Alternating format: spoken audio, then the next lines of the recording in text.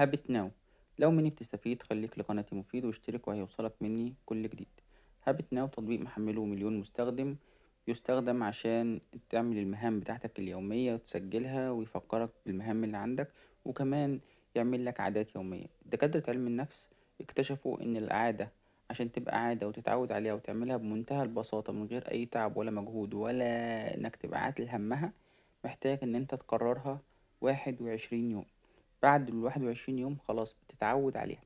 عشان كده ممكن تلاقي واحد سافر برا اتعود على عادات معينة، اتعود على كلام معين من كتر ما هو 21 يوم. هو طبعا هو قعد سنة أو قعد 6 شهور أو قعد أكتر من كده، فبيتعود على حاجات معينة وكلمات معينة وطريقة في إدارة يومه معينة. كل الحاجات اللي اتعلمها برا وتعود عليها خلاص بتبقى عادات حياتية بيعملها لما بيرجع بلده.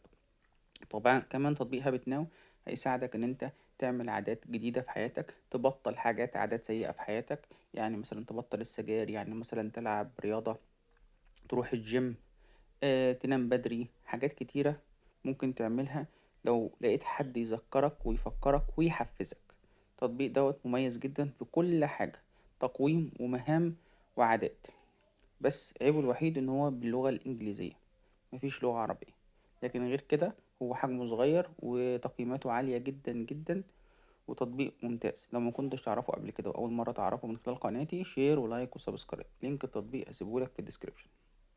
هابت ناو سكرتير في تليفونك، ثانية واحدة تعرف كل اللي وراك، كل اللي فاضل عليك عشان تعمله عشان يومك يبقى انتهى على خير.